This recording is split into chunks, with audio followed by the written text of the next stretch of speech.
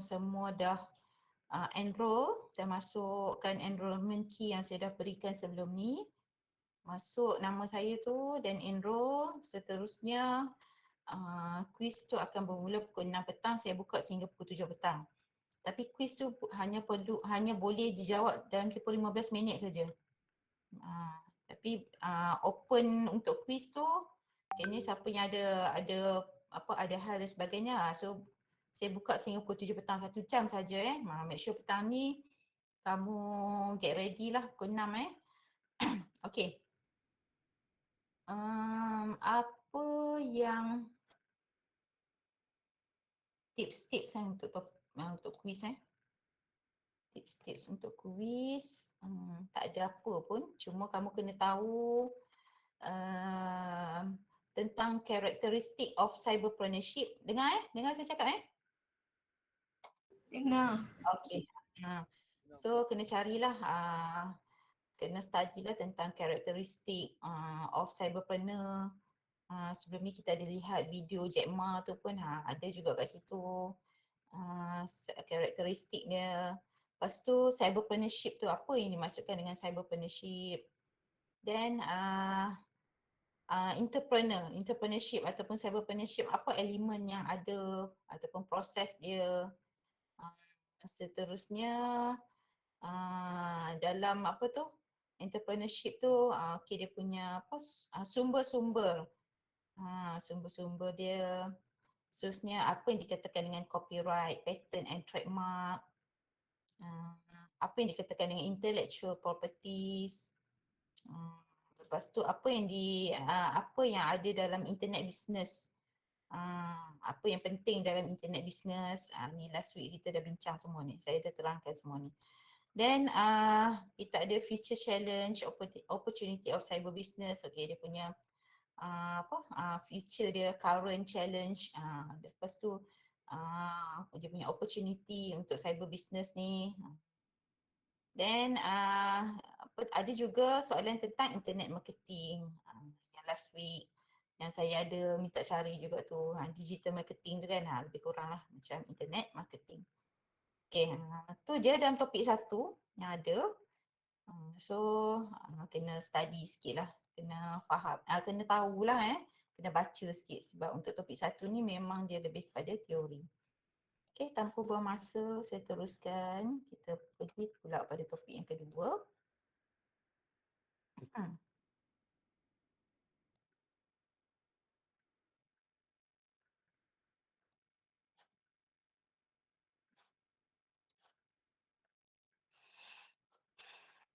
Okay, untuk topik dua.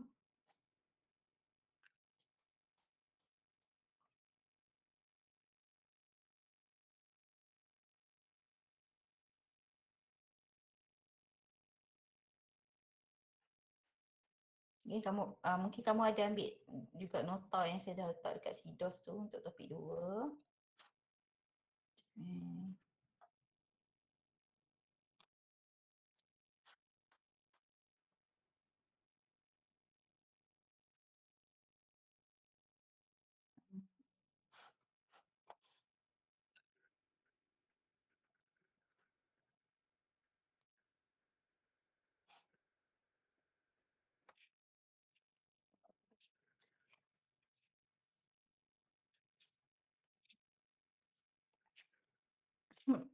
Okay, untuk topik dua, kita ada tajuk dia adalah Business Management and Accounting Basic.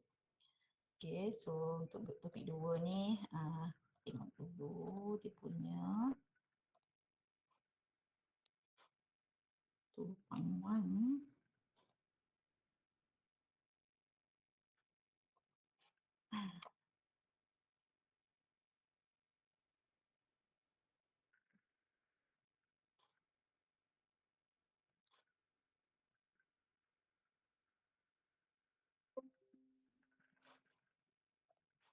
Okay, tengok video sikit.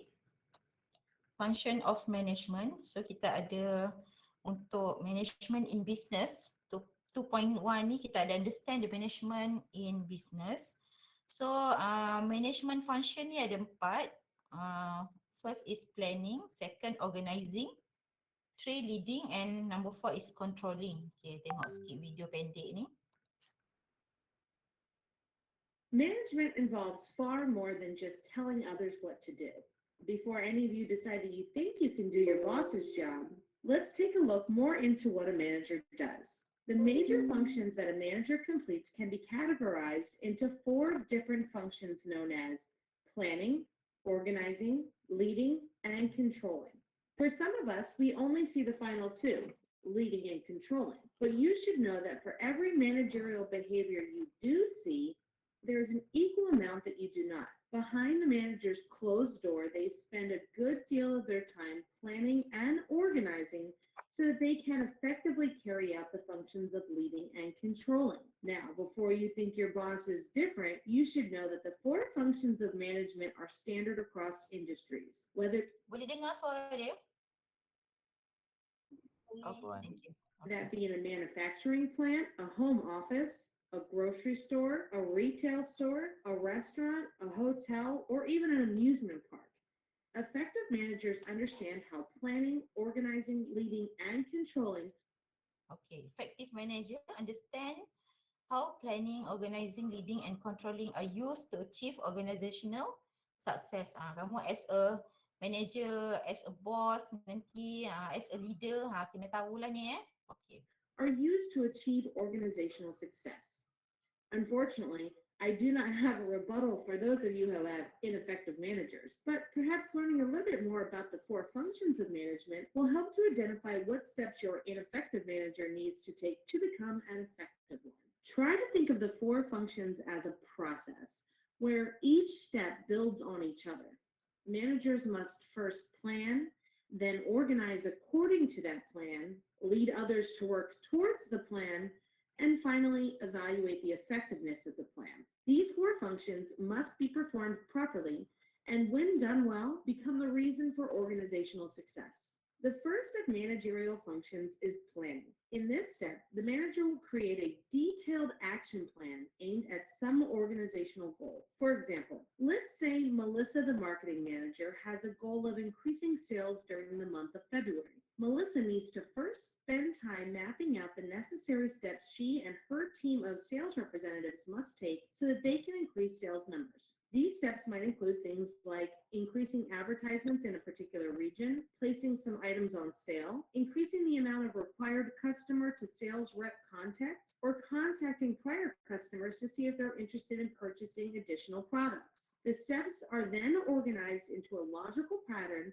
so that Melissa and her team can follow it. Planning is an ongoing step and can be highly specialized based on organizational goals, division goals, departmental goals, and team goals. It is up to the manager to recognize what goals need to be planned within their individual area. The second of the managerial functions is organizing. This step requires Melissa to determine how she will distribute resources and organize her employees according to the plan. Melissa will need to identify different roles and ensure that she assigns the right amount of employees to carry out her plan. She will also need to delegate authority, assign work, and provide direction so that her team of sales representatives can work towards higher sales numbers without having barriers in their way.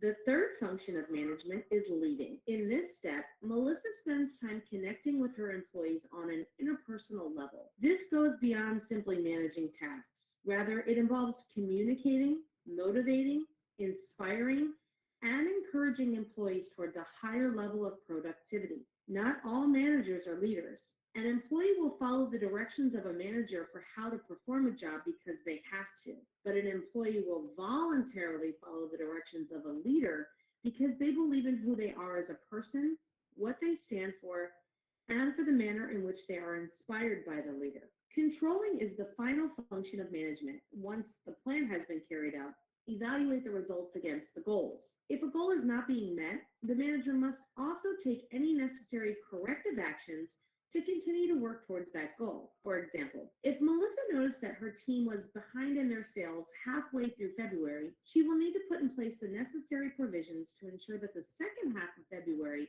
is twice as productive as the first half, so that by the end of the month, the original sales goal will be met or exceeded. Because the control process also includes setting performance standards for employees and continuously evaluating their job performance, Melissa will speak with each of her sales reps individually to review their performance. Some have added a fifth function for managers known as staffing. Staffing is the task of evaluating, recruiting, selecting, training, and placing appropriate individuals into defined job roles. A manager must spend time evaluating their workforce needs, discovering where employees need to be added, trained, or removed, and then make those changes so that the organization can continue business as usual. Let's review. There are four functions of management that span across all industries. They include planning, organizing, leading, and controlling. You should think about the four functions as a process where each step builds on each other. Managers must first plan, then organize according to that plan, lead others to work towards the plan, and finally, evaluate the effectiveness of the plan. Planning is the first step, whereby a manager will create a detailed action plan aimed at some organizational goal. Organizing is the second step, which involves the manager determining how to distribute resources and arrange employees according to the plan. Leading is the third step that is accomplished by communicating, motivating, inspiring, and encouraging employees towards a higher level of productivity. Controlling is the final function of the management, where a manager will, once a plan has been carried out, evaluate the results against the goals. If a goal is not being met, the manager must also take any necessary corrective action needed to continue to work towards that goal. Some have added a fifth function for managers known as staffing. Staffing is the task of evaluating, recruiting, selecting, training, and placing appropriate individuals into defined job roles. Okay.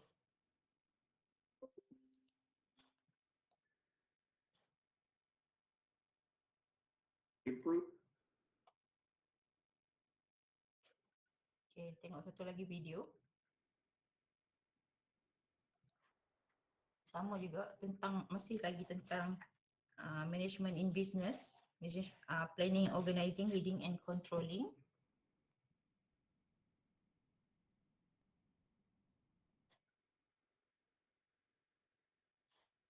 Improving your understanding of the functions of management can help you effectively manage a company or your team. It can help you understand, at the minimum, the purpose of some departments, such as quality control, recruitment, or training. As a frontline leader, it can help you appreciate the activities and tasks you need to do. There are five functions of management. These are posticon, planning, organizing, staffing, directing, and control. Planning is charting the future. It is deciding in advance what to do, when to do it, and how it's going to be done. It can be as big as deciding the mission, vision, and objectives of a company or a plan to improve certain business metric of your team. It is identifying what you want, when you should achieve it, and how it will be achieved. Next, organizing is called the backbone of management. Organizing is grouping of activities together. Think of your departments. All employees that hire additional employees are grouped under the recruitment department, or those who advertise and sell the product serve under marketing and sales, and those who actually make the product or services work under productions or operations. Organizing is also creating the organizational structure or hierarchy of the business. It's delegation of authority and creation of responsibilities and tasks. Organizing also ensures that whatever necessary items the business or department needs are met, such as the need for materials like machineries or computers, capital, and personnel. Third, staffing is commonly associated with hiring and promoting employees. As a function of management, it goes more than that, as it involves training and development, remuneration or compensation, and performance appraisal. Directing, on the other hand, makes the plans concrete. It involves supervision, motivation, leadership, and guidance of employees. All of these are done to ensure that organizational goals are met. Finally, controlling is measuring performance on a set of standards and correcting any deviation. Let's say your actual net promoter score or client satisfaction is lower than the target. Control would mean creating the necessary steps to correct and achieve the target. Overall, a frontline leader would normally do a smaller version of each function. On a bigger level, each function can be represented by different departments or roles.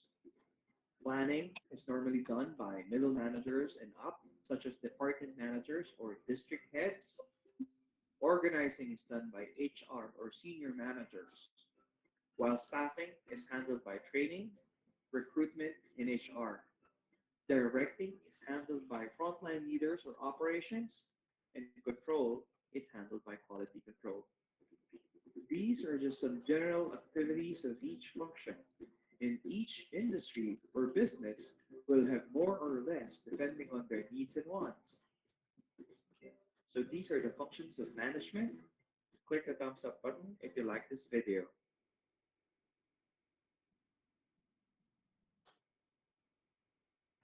Okay, hopefully untuk kedua-dua video ni kamu dapat memahami lah basic function. Okay, untuk keempat-empat kita ada management function iaitu planning, organizing, leading and controlling. Dan kita lihat pula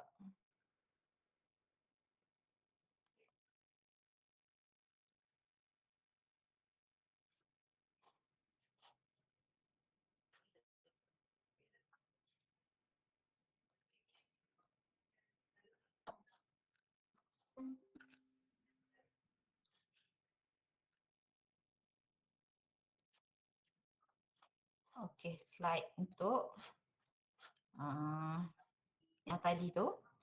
Okay, kita lihat pada learning outcome untuk the basic management function in business. So hopefully kamu tahulah apa yang kita nak buat untuk planning, for organizing, untuk leading and controlling. Plan, okay, kamu as a manager kena plan apa tindakan yang akan dibuat kan untuk memastikan kelancaran kita punya company kan. Dan seterusnya kita organize, make sure kita kena kita kena make sure apa yang kita rancang tadi tu berjalan dengan lancar kan. Leading, kita yang mengetuai kan, kita yang kena lead kita punya staff untuk capai objektif, untuk capai target dan control. Control tu kita as a manager kita kena control perjalanan kita punya company tersebut supaya di dalam kawalan maksudnya tak akan berlaku kerugian kan ataupun sesuatu yang tidak diingini. Okey. Kita lihat pertama the success of business. Boleh nampak saya punya slide ni. Okay. The success of business is often associated with honest, strong entrepreneurship spirit.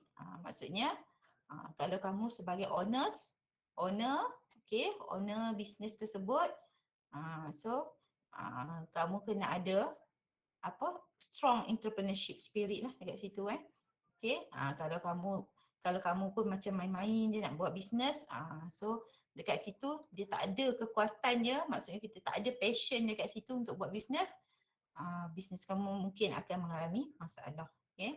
Okay, the performance, growth and survival of the business depend on the owner's managerial skill and capability. So kalau owners tu dia ada managerial skill dengan keupayaan dia untuk mengendalikan business capability dia, okay, akan majulah business tersebut Then kita ada basic management function yang tadi dalam video pun dah dinyatakan iaitu planning, organizing, leading and controlling of business input. Okay. Apa yang dikatakan dengan business input? Okay, refer to the resource required to operate a business activities. Okay, Marilyn? Ya, Puan. Okay, boleh? Boleh. Okay, so kita perlu ada planning, organizing, leading and controlling of business input. Okay. Then the business input refers to the resources required to operate the business activities. Business input ni bermaksud, okay, apa dia? Resource yang diperlukan untuk mengendalikan kita punya aktiviti bisnes kita. Termasuklah sumber kewangan, business input kita, bahan-bahan mentah dan sebagainya.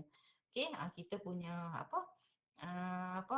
staff, so semua tu merupakan business input. Okay, this include capital, manpower, technology and raw material.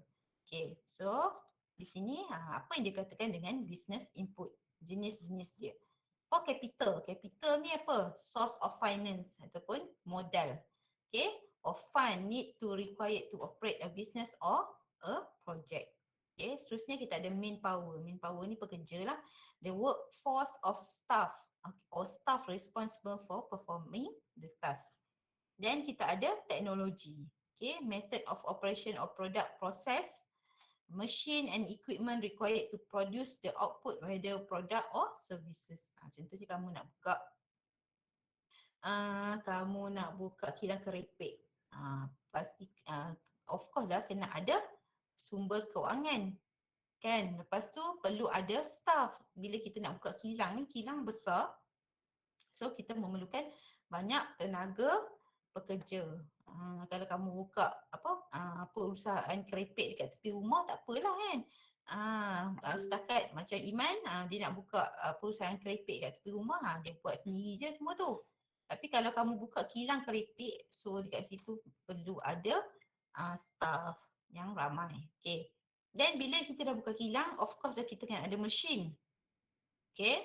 Machine and equipment kan dekat situ untuk mengendalikan untuk operate kita punya kita punya kilang tersebut kan, untuk buat kita punya produk kita. Okay. Then seterusnya kita ada material kan. Of course lah kalau nak buka kilang keripik mestilah ada material dia. Apa itu? Contoh nak buat keripik pisang, of course lah kena ada material dia adalah pisang. So raw material or semi-processed material used to produce the product. Okay, finished product or stock acquired need to be sold to customer. Okay. Faham Faham. Okay. Tadi management function ada 4. Zafran Haris. Apa dia management Puan. apa management function, 4 function yang perlu ada tu? Management in business, kita ada 4 function dia. Yang pertama Capital. bukan management function ni, yang ni business input, capital tu. First tadi mula-mula. Ada 4 perkara tu yang perlu ada. Kalau kamu kamu nak buka business kan, kamu as a manager perlu ada 4 perkara tadi yang dalam video tadi tu. First apa? Control. Control boleh. Yang kedua?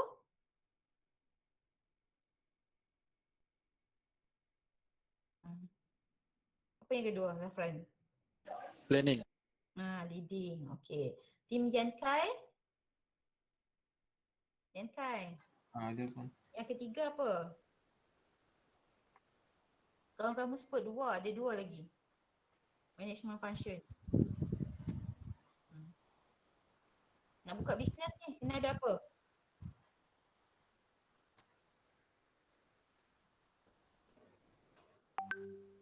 Planning yang Kai. You kena ada planning dan last one kena ada apa?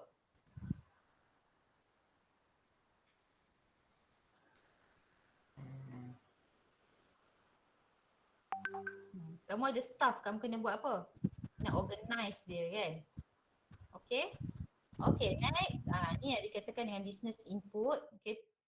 Seterusnya, okay, kita lihat pada planning. Okay, apa yang dikatakan dengan planning? Tadi Zafran ada sebut planning. Saya sebut planning tadi.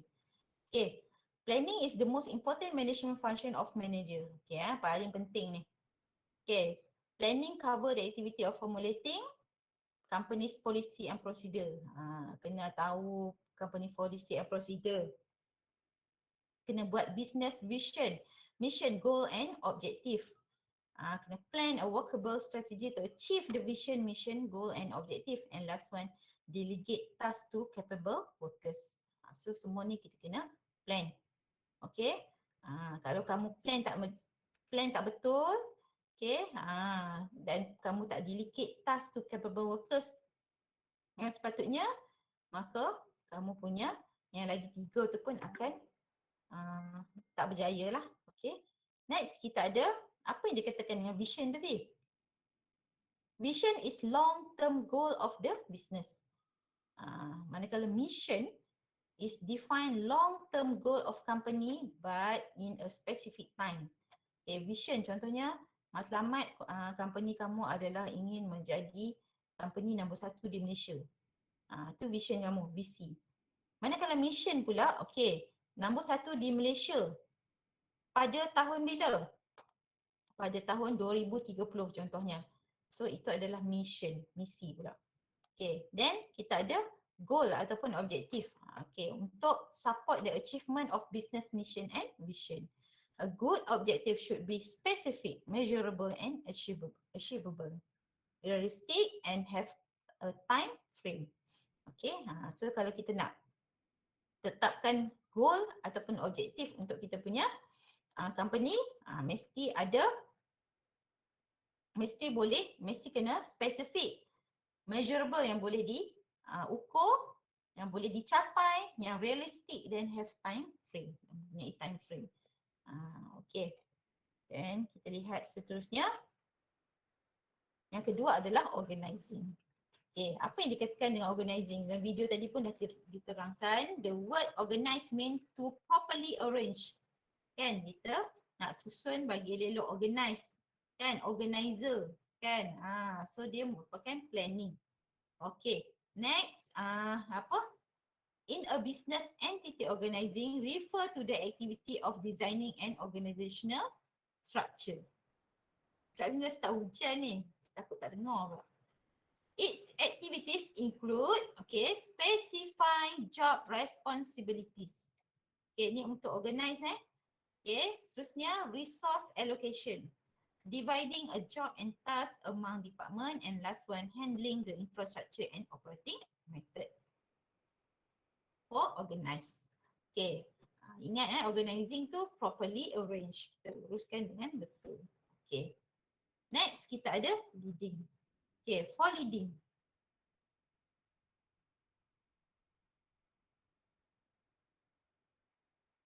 Okay, leading the management function that involve the manager effort. Leading leading ni merujuk kepada kita. Kita sebagai manager. Okay, manager effort. Dia punya effort dia.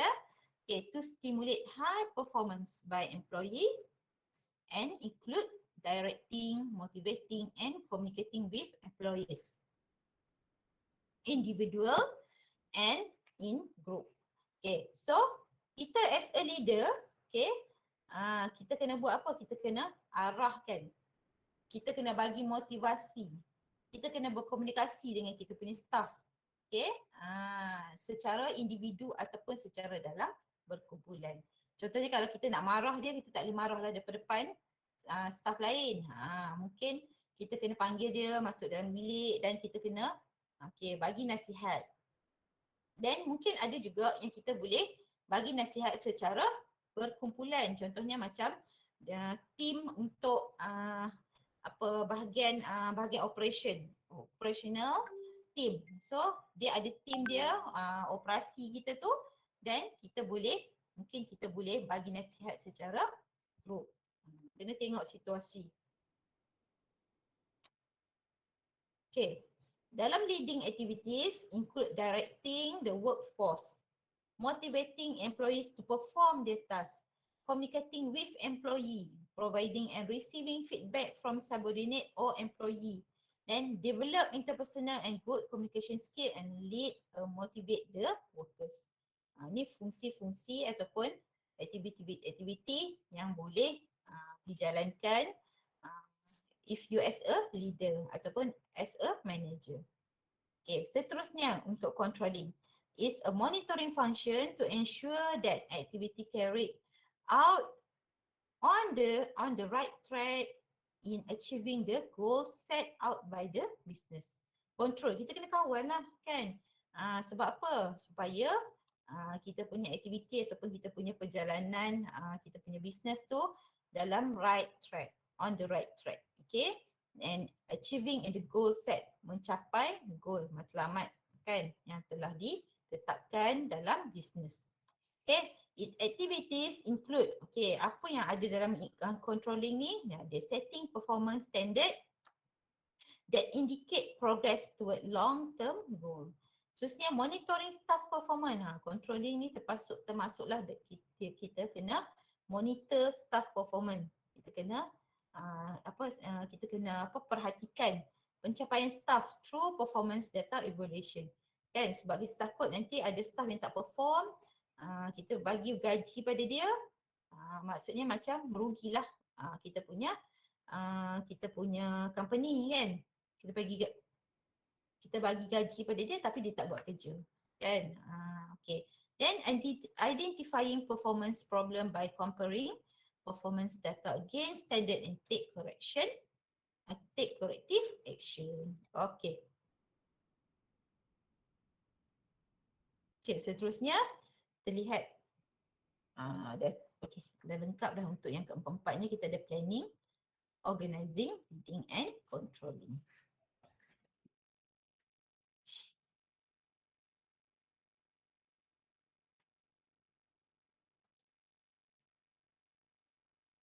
Okay.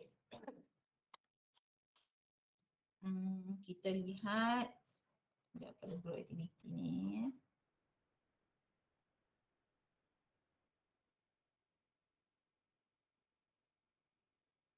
Okay. Kita teruskan dengan yang kedua, iaitu character type and characteristic of business ownership.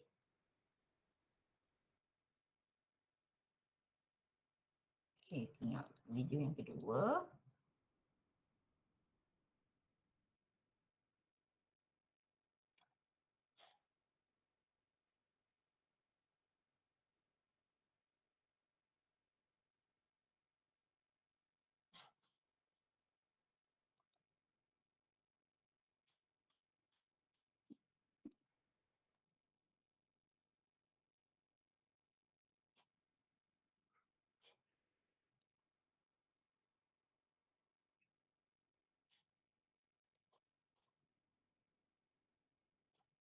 Hi everyone.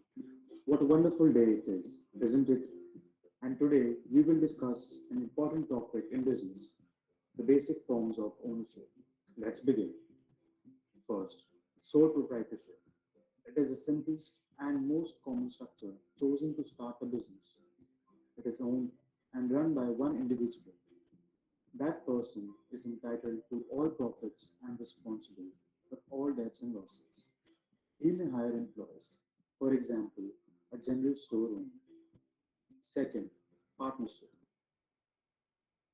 Second, a general store owner. Okay.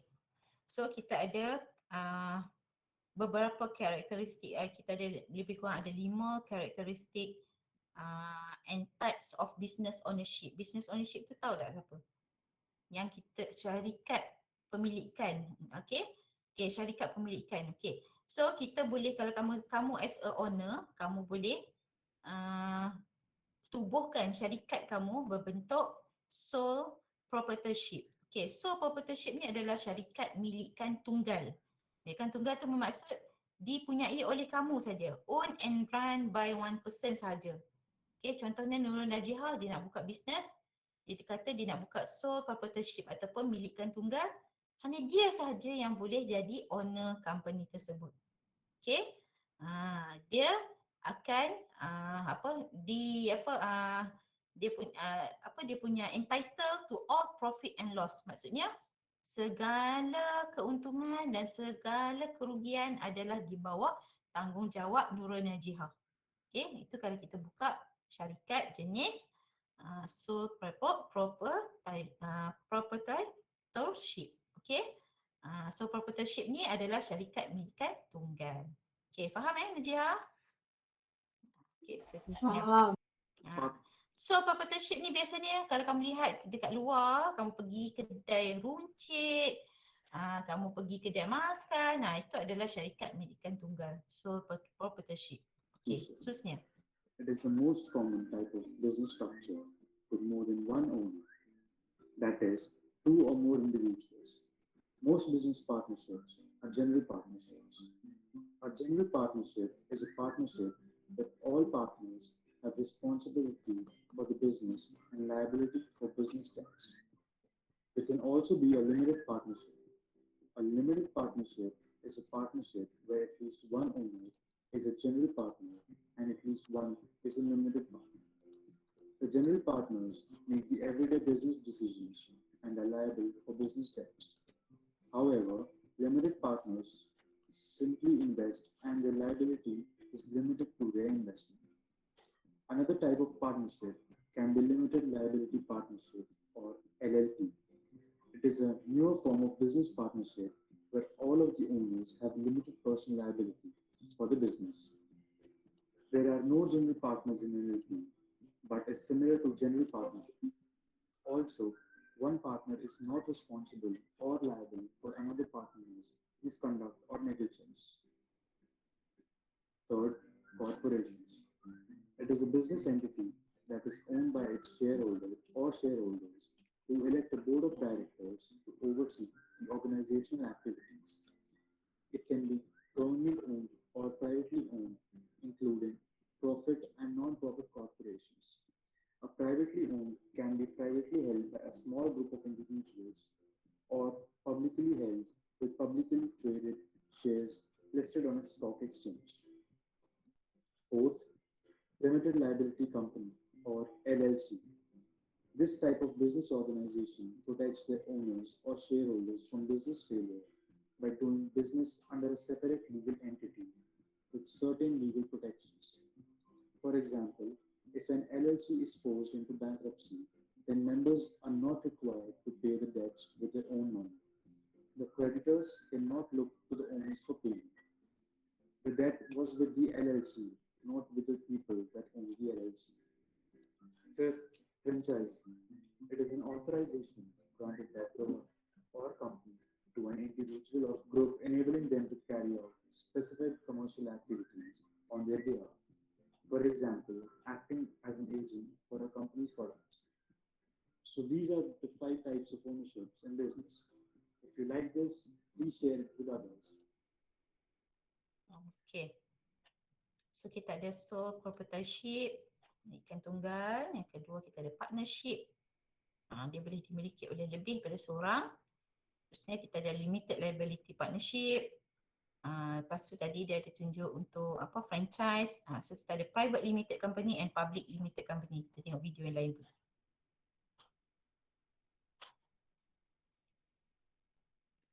Hi, we're going to talk.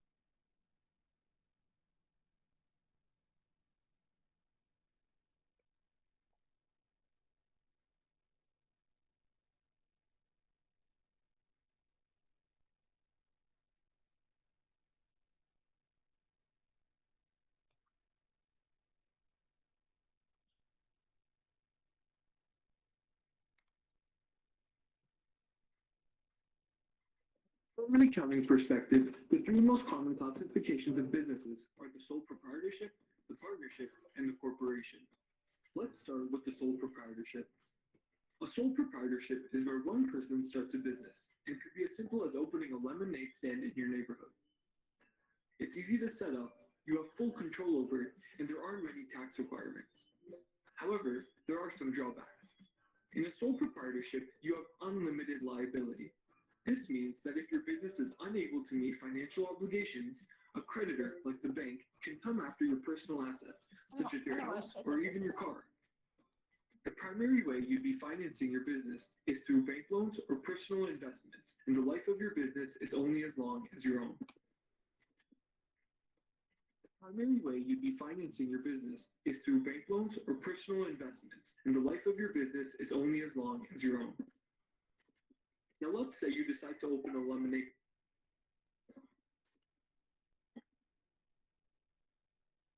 Okay. So for sole proprietorship ni dia ada advantage and disadvantage dia lah. Memang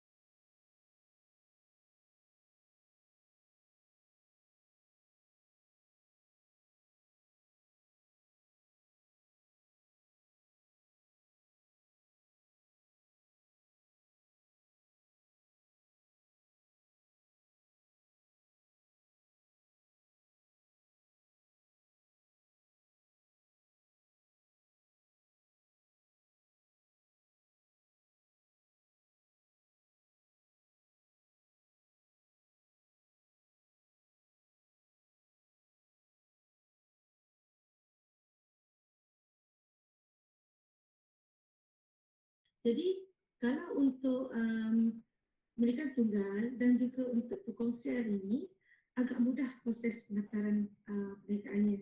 Okey. Tapi kita kena pastikan juga general partnership, apa beza antara general partnership dan juga limited liability partnership. Okey. Perkongsian dan juga perkongsian liability terhad.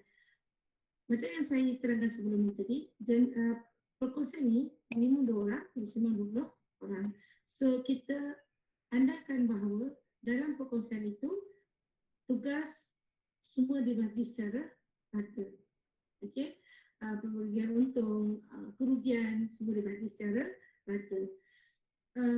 Tetapi apa yang membezakan general partnership dan juga limited liability partnership adalah limited liability partnership, there are partners, okay, who contribute their capital, but they do not involve in the business management and also in the business division. Okay, jadi jika berlaku sebarang masalah dalam perniagaan itu, banyak hutang, okay, bagi yang limited liability partners tadi, okay, jumlah yang dia perlu bayar untuk menampung sebarang masalah dalam perniagaan tadi, contoh macam nak bayar hutang, so tertakluk kepada jumlah modal yang dia sumbangkan. Manakala kalau dalam general partnership dan juga sole proprietorship, yang milikan tunggal ataupun perkongsian secara general tadi, liability adalah tidak terhad. Ini bermakna bahawa jika berlaku apa-apa dalam perniagaan, okay, hutang yang tinggi dan mungkin declare sebagai bankruptcy, jadi tidak terhad kepada harta perniagaan saja, malah harta peribadi juga perlu diambil untuk selesaikan segala hutang. Okey, so itu yang dikatakan sebagai unlimited liability partnership. Okey. Berbeza dengan limited liability tadi, limited liability dia terhad kepada jumlah modal dia. Okey. So antara ini adalah jenis kepemilikan perniagaan yang biasa, okay, pada awal permulaan perniagaan, iaitu perniagaan tunggal ataupun perkongsian. And as I explained, we start a small business, but then as the time goes by, we expand our business. There are growth in our business. Okay, we have more demands, we have more customers. So it means that we need more money. Okay, we need more money for what? Let's say previously we only do we bake our cake only at the backyard, but now after 3 years, 5 years, we expand our business, more customer, more demand, so that we need more money and we need more capital for equipments, for example, and then to hire more employees. Alright, so we need to rent a bigger place, that's a specific place for our baking shop, right? So this as we need this more capital, instead of we go to the banks and also we go to any government agencies, okay, to get the fund assistance, what we can do is we can register for the limited liability, for the limited company ataupun syarikat sendirian berhad. Okay, so syarikat sendirian berhad ni sama juga sekurang-kurangnya 2, okay, dan maksimum dia adalah 50. Partnership tadi 20 kan? Okay, so untuk syarikat sendirian berhad maksimum 50. So ahli ini tadi, pelapor ni tadi, mereka akan menyumbang modal, okay, untuk perniagaan kita. Jadi ada dapat bayaran keuntungan daripada dividen daripada keuntungan syarikat. Alright. Kalau yang perasan dekat private limited company ni, biasanya company ni dekat belakang nama syarikat dia ada tulis SDM BHD, sendirian berhad. So itulah private limited company. And the last one is the public limited company ataupun syarikat awam berhad. So syarikat awam berhad ni, share pasaran ni tadi diniagakan kepada awam. Okay, so semua orang boleh beli, boleh jual balik share saham dia. Okay. Tapi berbeza dengan private limited company ataupun syarikat sendirian berhad tadi, saham tu tak boleh diniagakan kepada awam. kebiasaannya pemegang pemegang saham untuk syarikat selimbahan ni adalah terdiri pada ahli keluarga, sahabat-sahabat, kenalan, okey, ataupun angel investor, okey. Tapi kalau public limited company ni dia adalah public, syarikat awam berhad. So semua boleh beli, boleh jual balik saham. Okay, pemilikan syarikat lah sebenarnya adalah shareholder yang memegang saham, dan pemegang saham ni akan melantik board of directors untuk jalankan perniagaan. Okay, so itu untuk public limited company. Right? So now I hope that you can get the ideas of these 5 business ownership in Malaysia. Right? So proprietorship, general partnership, limited liability partnership, private limited company, and also public limited company.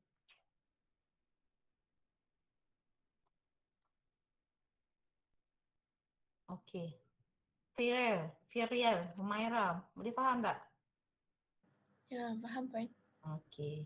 So kalau public limited company tu, dia kata saham boleh diniagakan. Okey, dekat mana biasa kita nak beli saham ni?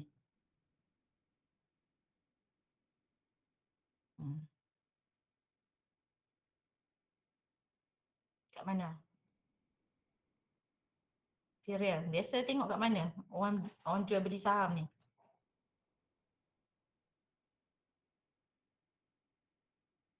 Pernah dengar Bursa Malaysia?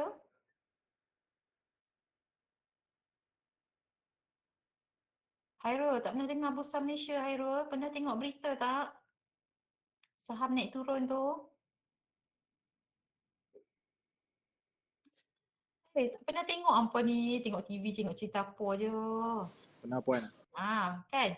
So kalau kita lihat, kalau macam dekat berita kan, dekat-dekat nak habis berita tu dia ada satu ruang ataupun dia punya dia akan ceritakan tentang saham saham akan turun, saham naik apa semua kan.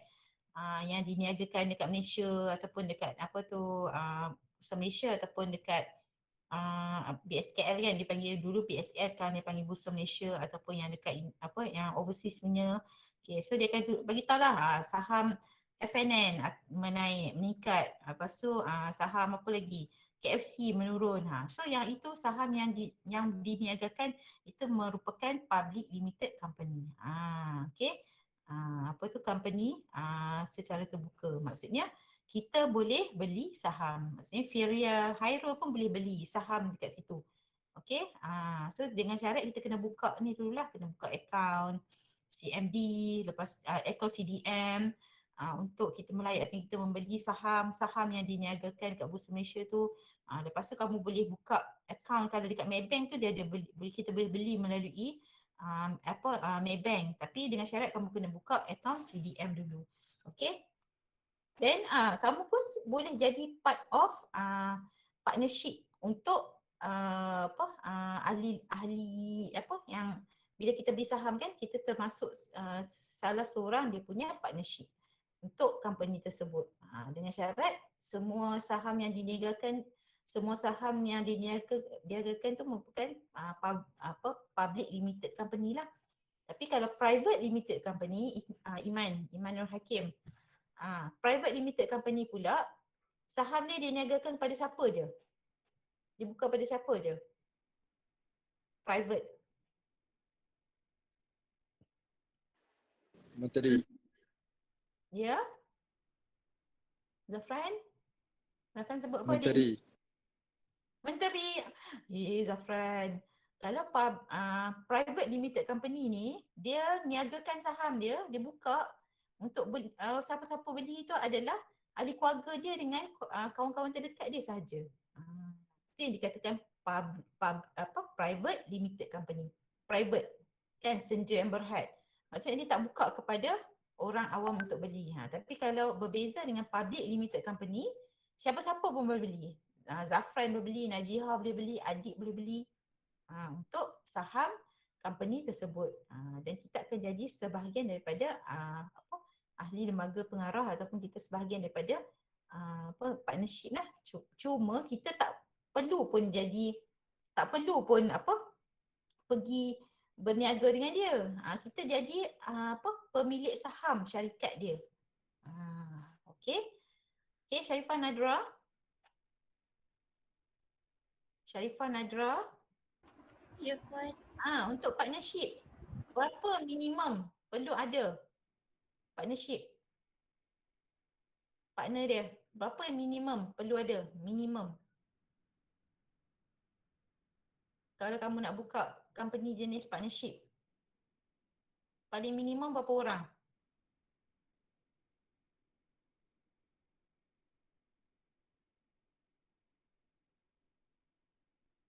Oh, senyap pula. Paling minimum berapa orang? Britney?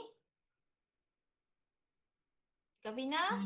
Paling minimum at least 1 orang. Partnership. Britney. Partnership. Kalau minimum 1 orang tu, tu sole proprietorship. Dia seorang saja, the only one saja.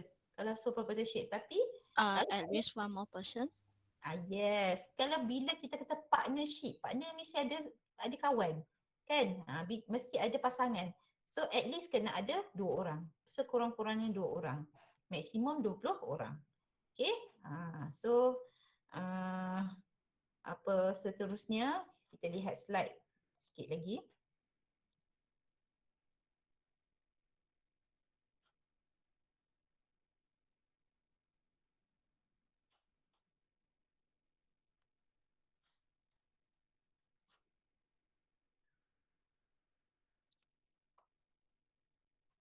Okay, so di sini yang tadilah dah dinyatakan kita ada sole proprietorship, partnership, limited liability partnership, private limited company and public limited company.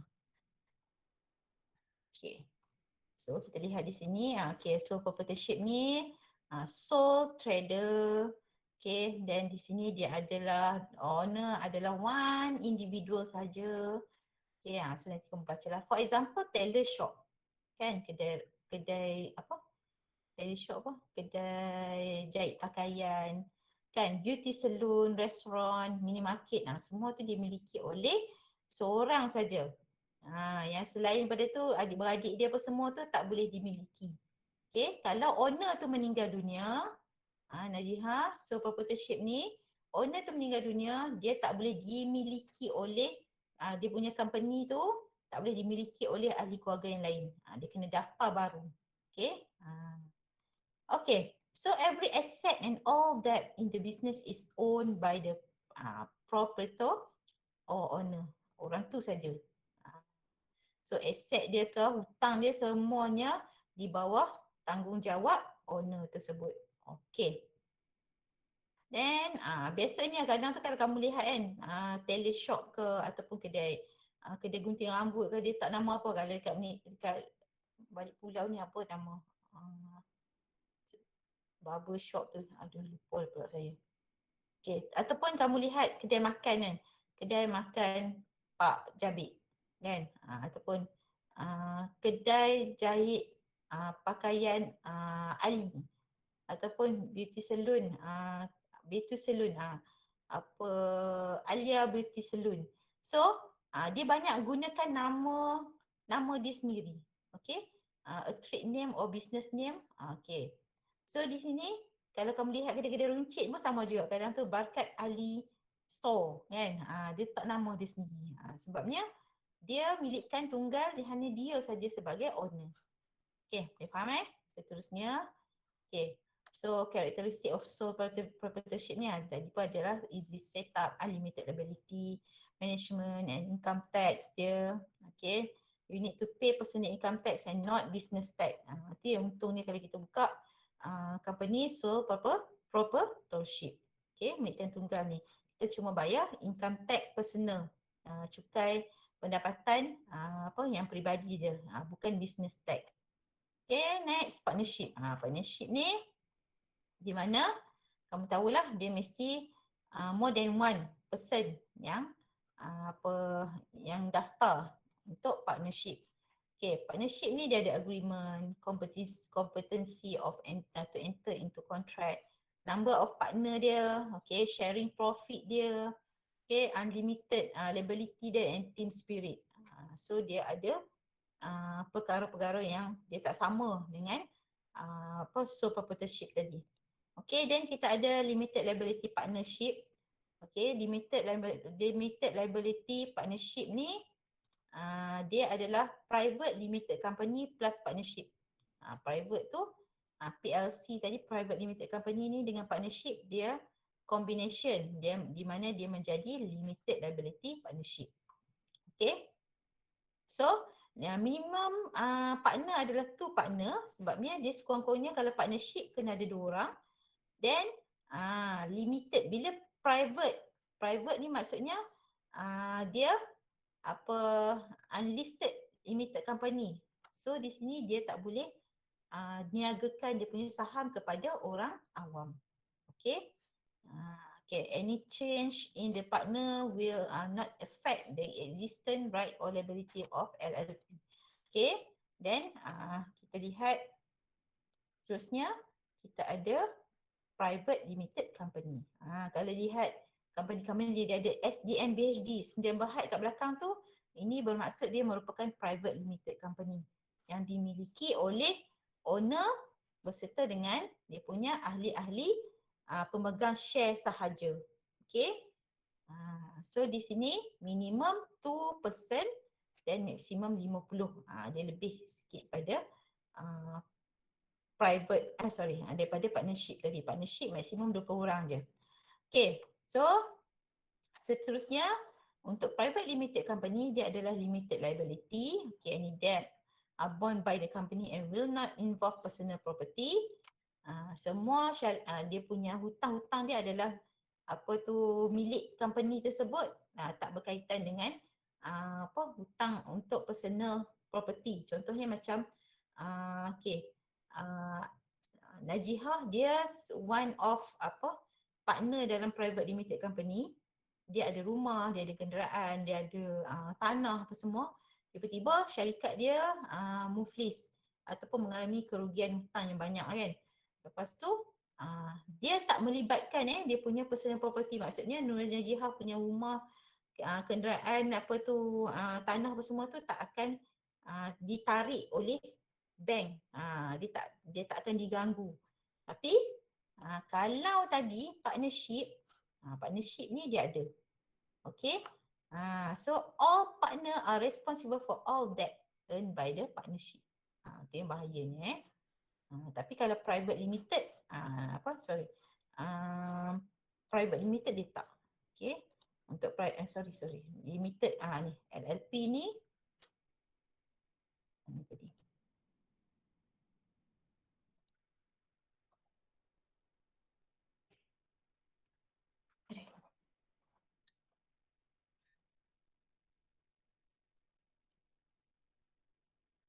Tadi saya buka yang mana? Ni. Okay. So kalau private limited company, dia tak. So maksudnya kalau kalau ada hutang, company tersebut mengalami kerugian, so kita punya personal property tu terselamat lah, tak akan ditarik oleh bank. Okay. Seterusnya, kebanyakan private limited company ni dia punya capital ataupun dia punya modal dia memang akan dibuat di bank lah. Biasanya akan melibatkan pinjaman bank sebabnya dia melibatkan modal yang besar. Okey, so yang tadi pun dah ada, tak apa, kamu boleh baca je dalam ni nanti. Seterusnya ni public limited company. Public limited company ni yang saham dia diniagakan dekat Bursa Malaysia kalau kita di Malaysia. Ataupun kalau yang general yang overseas tu apa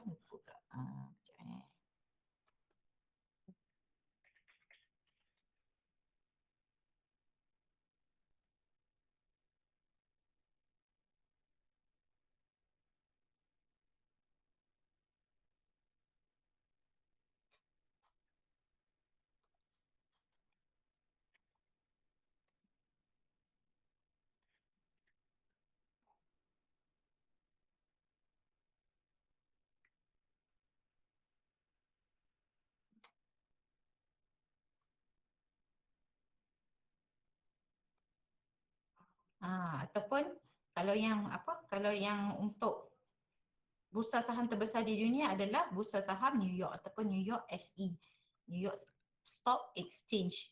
Di Malaysia sekarang kita gunakan bursa Malaysia. Ni saya nak share.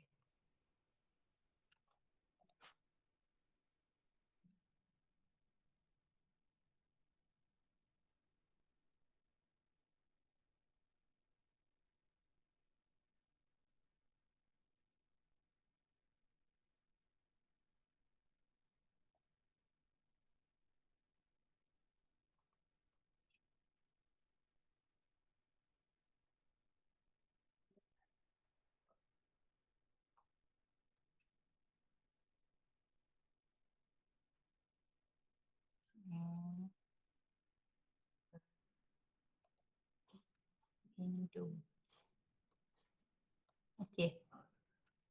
Dekat sini kamu boleh lihatlah bursa Malaysia yang di mana kamu boleh beli saham-saham yang diniagakan dekat sini. Kita boleh lihat saham-saham. Boleh nampak saya share week ni? Boleh. Ni bursa Malaysia ni. Okey. So dekat sini kita ada most active market di mana company-company yang aktif. Lepas tu kita boleh lihat top gainer dengan top loser. Ni semua saham-saham company yang saham yang meningkat lah, yang menaik. Ni contohnya dia naik 0.2 sen, saham Nestle contohnya. Okey, ni saham Alibaba, dia naik 0.2 sen. Okey, seterusnya top loser, saham-saham yang rugi lah pada hari ni.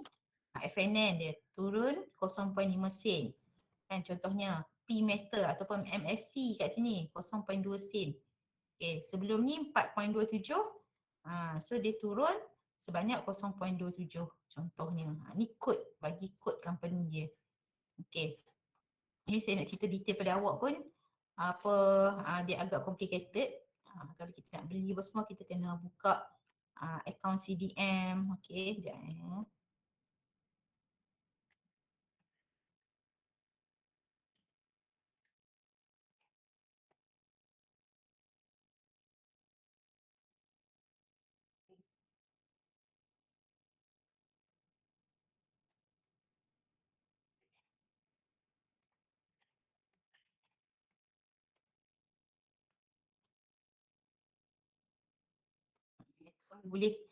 boleh tahu boleh cari sendirilah macam mana kita nak membeli saham di Malaysia.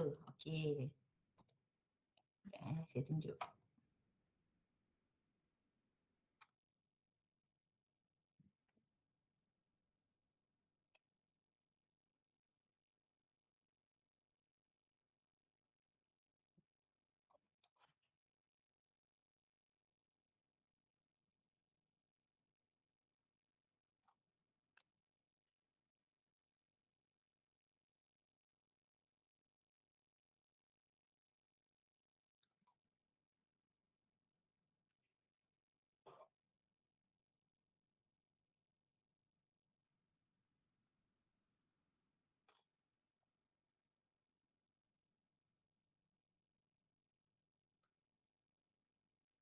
Okey, saya tunjuk cara nak beli saham.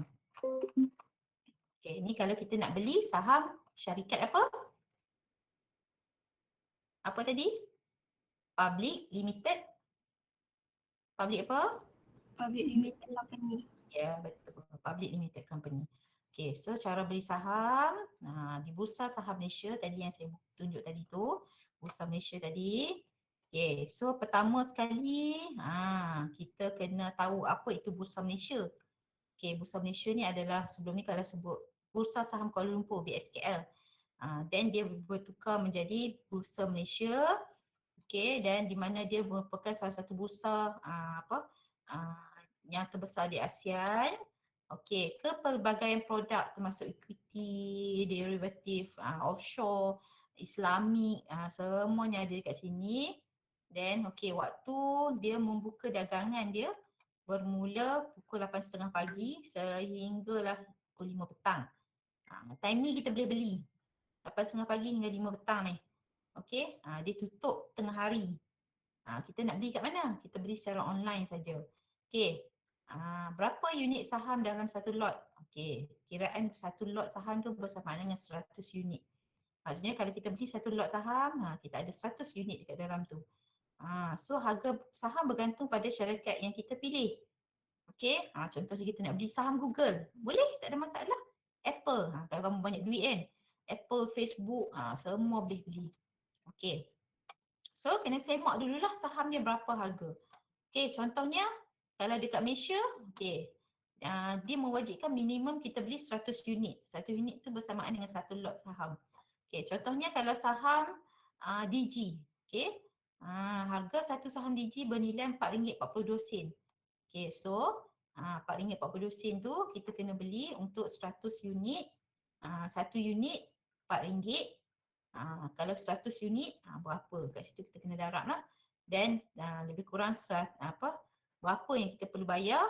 Okey, cuma kat sini kita kena buka dulu. Okey, kita kena tengoklah up and limit down bursa saham. Okey, dan seterusnya kita kena lihat apa yang dikenakan. Contohnya kita nak beli kat sini, saham yang bernilai RM1 dan ke atas. Okey, RM1 ke atas. Okey, dia kena plus 30% atas harga tutup hari sebelum dia dan minus 30% pada harga tutup pada hari sebelum dia. Contohnya saham syarikat A ditutup pada hari Selasa dengan RM3, maka limit untuk hari Rabu sebanyak RM3.90 dan limit untuk limit down dia pula hari sebelum dia tu kan, pada hari Selasa tu adalah RM3. Contohnya RM2.10. Okay, so kalau saham yang bernilai RM1 ke bawah, dia kena tengok dekat bawah ni pula lah. Okay, yuran yang terlibat dalam bursa saham, okay, charge di mana kita kena buat bayaran broker. Okay, lepas tu kita kena ada cukai kerajaan, kena buat pembayaran transaksi pelepas dan duty stamp.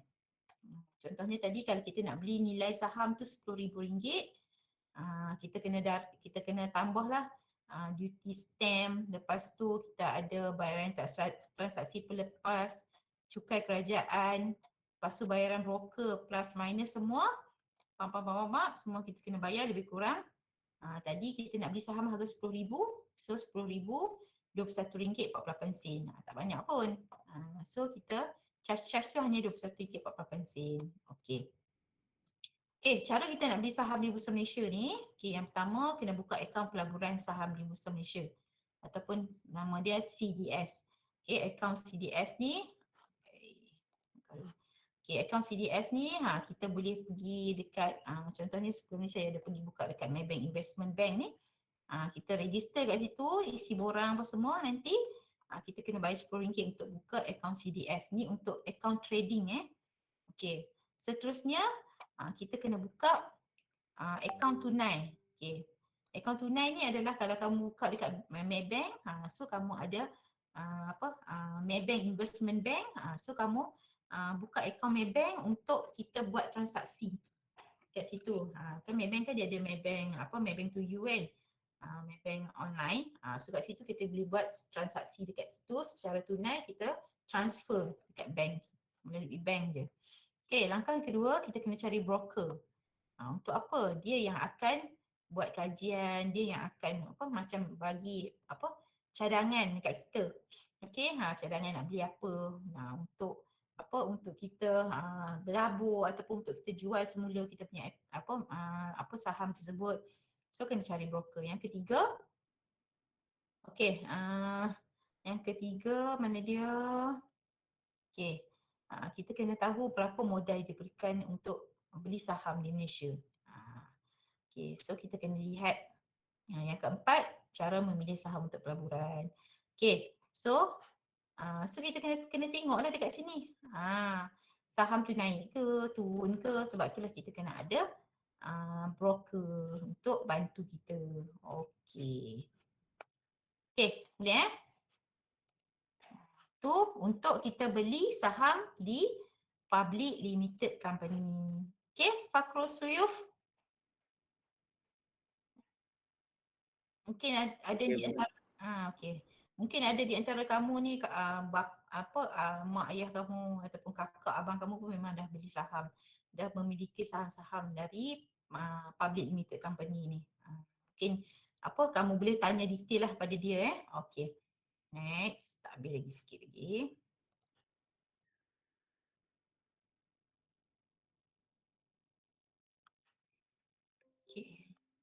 ni untuk public limited company.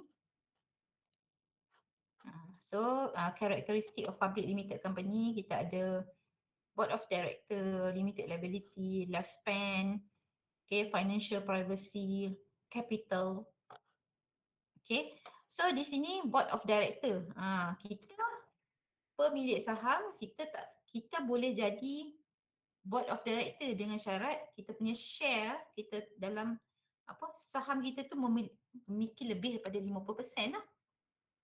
Saham yang kita miliki untuk company tersebut. Maksudnya betul-betul kaya beli saham dia banyak-banyak kan. Kamu boleh jadi board one of board of director. Tengok cerita Melayu kan biasa kan tengok. Pernah tengok tak? Jadi drama-drama petang-petang, drama malam-malam Najihah kan. Dia jual dia punya share dia dekat orang ni jadi dia punya director. Betul tak? Itulah cerita kisah-kisah macam tu lah. Okay, so seterusnya shareholder liability for the loss of the company is limited to their share contribution only. Okay, so di sini the business can be sued on its own and not involve its shareholder. So kalau shareholder, kita as a shareholder, kalau macam kita punya liability for the loss of company is limited, terhadap kita punya share contribution sahaja. So kalau kat situ kalau kita punya share kita jual semula share, maka tak adalah, kita dah tak terlibat dengan company tersebut. Okay. Okay, yang ni kamu boleh baca secara keseluruhannya nanti. Okay, so kita lihat seterusnya. Okay, macam mana kita nak starting a business. Okay, untuk start a business ni, first kita kena evaluate idea. Okay, then kita kena ada membuat market research. Then kita kena develop a business strategy, financing, business structure, business name. Then barulah kita boleh register business kita. Selepas register business, buatlah website, buat business license and insurance. Okay.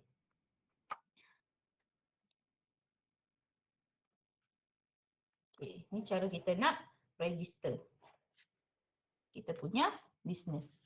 Okay, secara konvensional, kita kena register dekat any SSM counter, Suruhanjaya Syarikat Malaysia. SSM, pernah dengar tak ni? Selalu ni kalau tengok berita ke apa ke adalah SSM ni. Okay, then kita boleh register through online dia juga, SSM ni, dekat website dia. Dengan syarat kamu kena isilah business registration form. Kalau kat sini kena kemukakanlah personal name kamu, trade name kamu, company business kamu tu nak letak nama apa, business name kamu tu kat situ.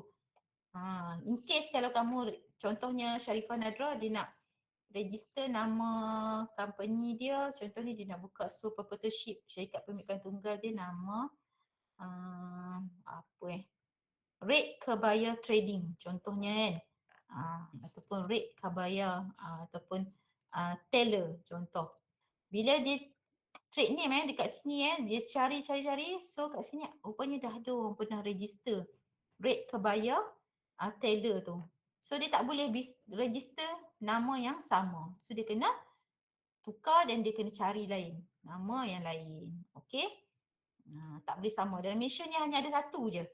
Hanya ada satu je kalau sole proprietorship ataupun nama company tu, the only company tu saja yang boleh guna nama tu. Orang lain tak boleh register atas nama yang sama. Melainkan dia adalah syarikat franchise. Okay, syarikat franchise tak ada masalah.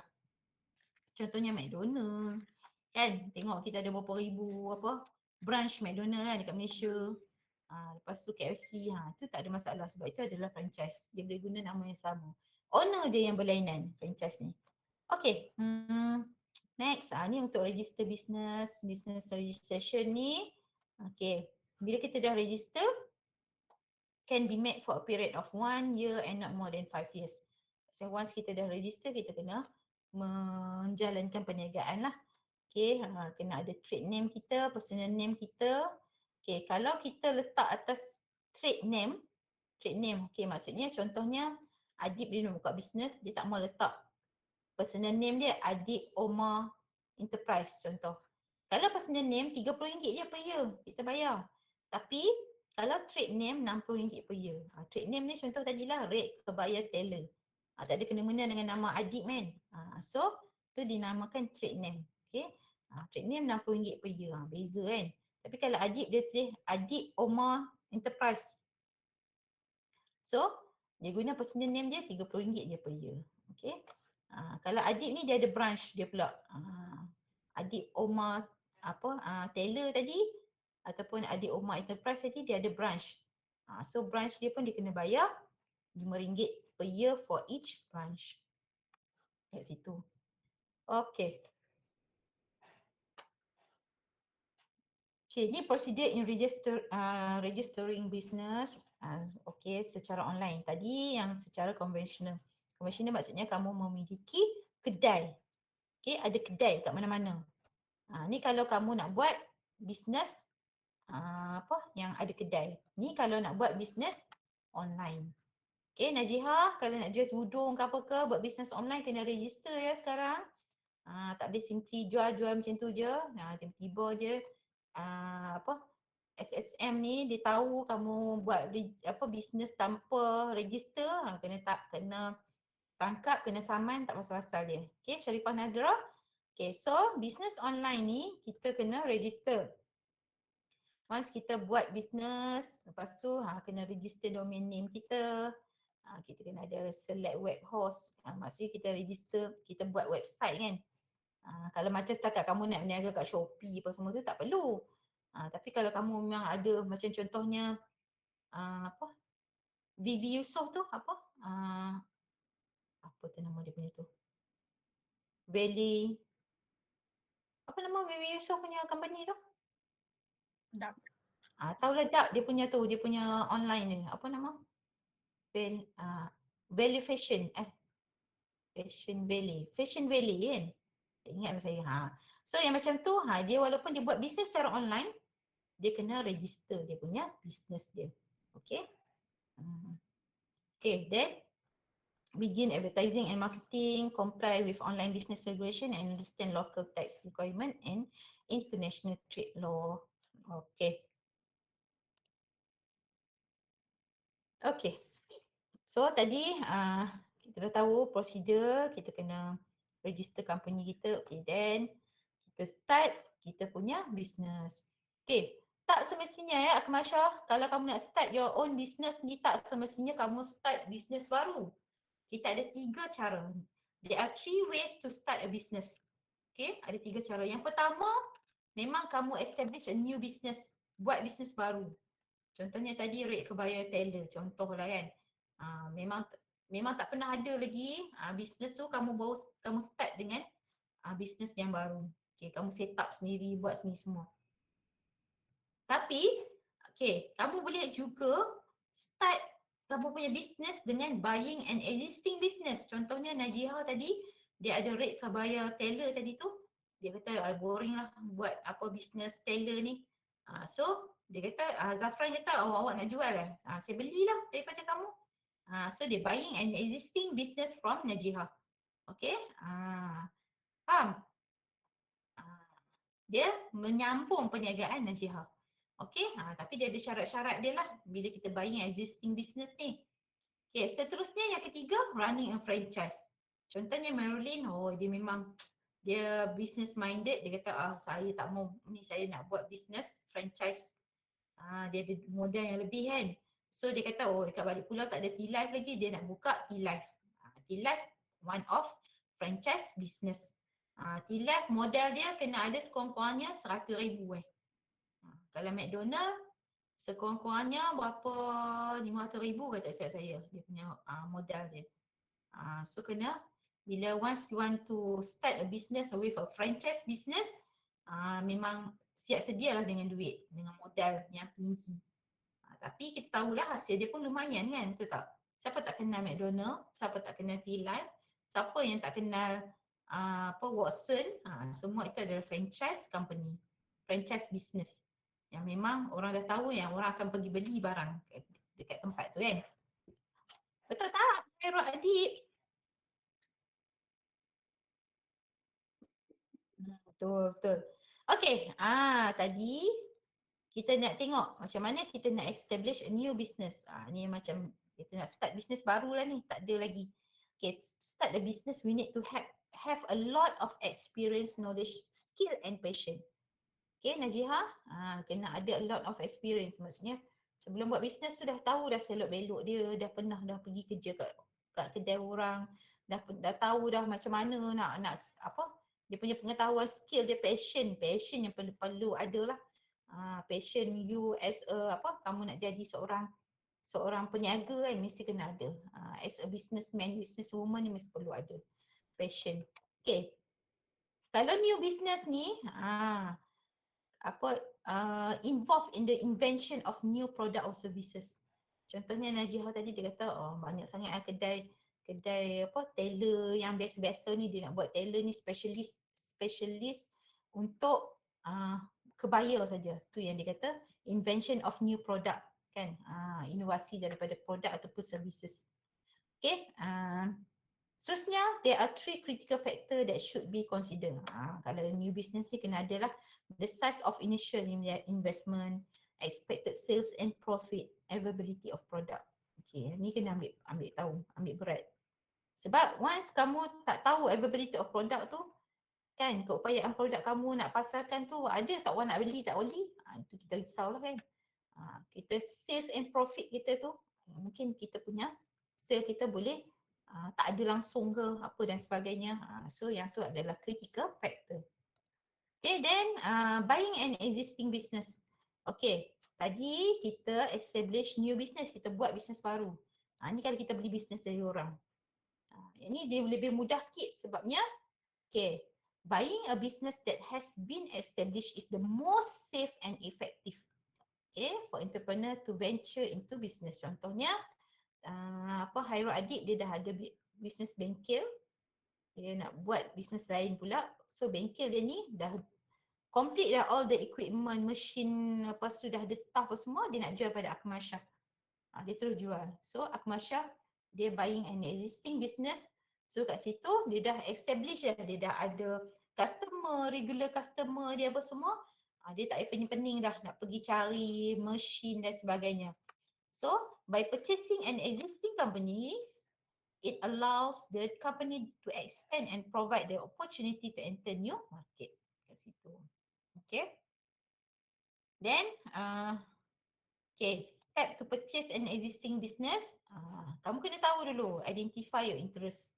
The friend kena tahu interest kamu. Kan kamu pergi beli business orang, memang kamu tak minat pun bab bengkel ni, pergi beli. Lepas tu dah macam dah tak tahu nak buat apa-apa, tak tahu nak buat apa kan. Okay, consider your talent. Maksudnya bila kamu nak beli bengkel orang tu, kamu dah tahulah kamu memang ada talent, skill untuk repair kenderaan dan sebagainya. Be honest about your skill and experience that can help you eliminate unrealistic business venture.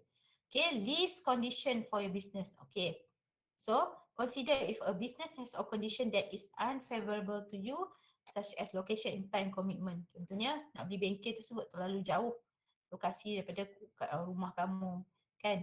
So dia itu akan menyebabkan kamu punya time commitment lah kan, nak pergi ulang alik dan sebagainya, itu akan menyukarkan kamu nanti.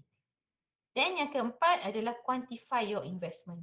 Okay, finding profitable businesses for sale at reasonable price and can be reasonable price can be difficult. Okay, ask yourself why this business is for sale in the first place. So kat situ kena tahulah dia punya reasonable price dia, harga dia tu okay atau tak. Bila untuk kamu beli existing company ni, existing business ni kan, dan okay, berbaloi atau tidak kamu beli. Ataupun memang company tu dah hampir-hampir bankrupt, tiba-tiba kamu pergi beli, akan mengundang kesukaran pada kamu untuk menyambung kamu dia punya business. Okay, last one kita ada running franchise. Franchise ni lah. Franchise ni is a business model that involve one business owner licensing trademark and method to an independent entrepreneur. Okay, so it is an arrangement ataupun agreement in which the original owner allow trademark, trade names or copyright to be used and sale. For example, tadilah saya sebut tadi tu, T-Life ke, KFC, McD, tu semua tu dia original owner dia allow trademark kita as a independent entrepreneur, kita boleh guna dia punya trademark, trade name dia, copyright dia untuk menjalankan perniagaan franchise tersebut sebab kita beli dari dia. Okay. Okay, ni step to running franchise. Ni lah. Decide what kind of franchise you want to open, select franchise owner you want to work. Okay, ni semua-semua ni step to running franchise, kita boleh baca lah. Okay, then ni banyak lah ni.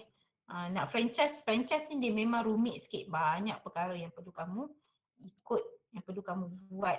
Kena sign contract. Okay, raise the investment capital you need to open a franchise.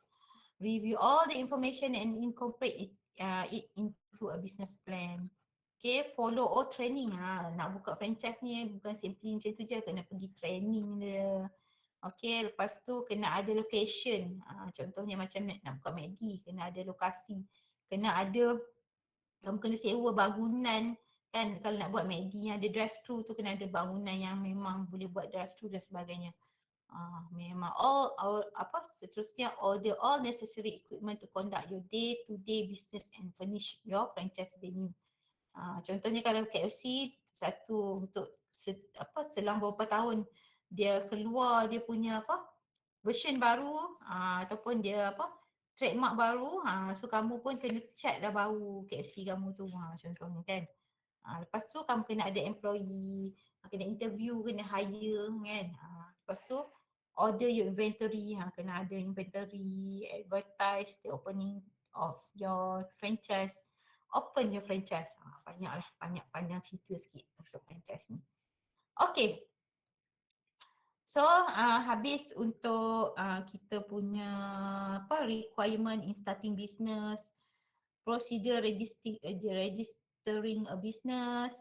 Lepas tu various way to start a business, tadi kita ada new business, existing business, running business. Yang seterusnya kita akan sambung pada hari Khamis ni. Okay, pada hari Khamis untuk memberi laluan hari ni kamu nak study last minute study kan. Mungkin ada yang study tak habis lagi apa semua. So kita sambung yang seterusnya tu pada hari Khamis. Okay. Sikit lagi nak habiskan ni untuk hari Khamis. Okay, so untuk hari ni, mana dia? Untuk hari ni kita berhenti kelas kita sampai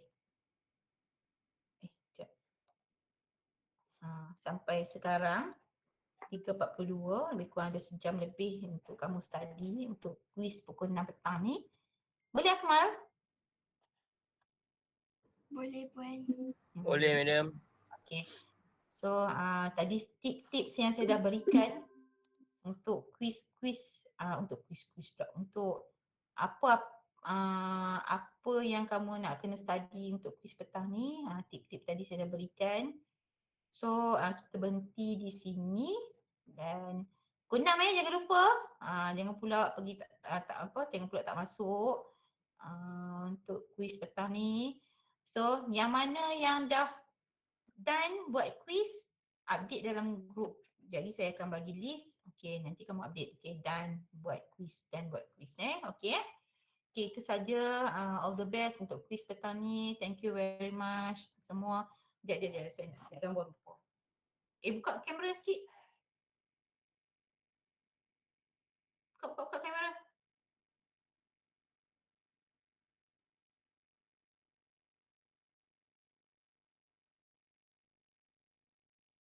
Ada gambar adik dengan Yankai je ni. Britney, Suhasan, Alia, Irsyad, Najiha. Nak betul-betul tudung Alia.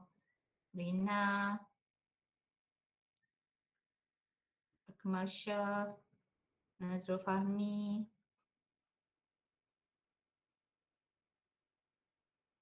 Okay, 1, 2, 3. Sekejap.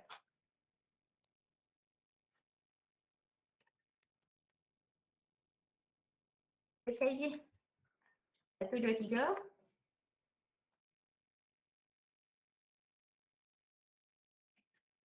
Okay, thank you very much. All the best untuk quiz petang ni. Okay, bye. Thank you, madam. Thank you, Puan.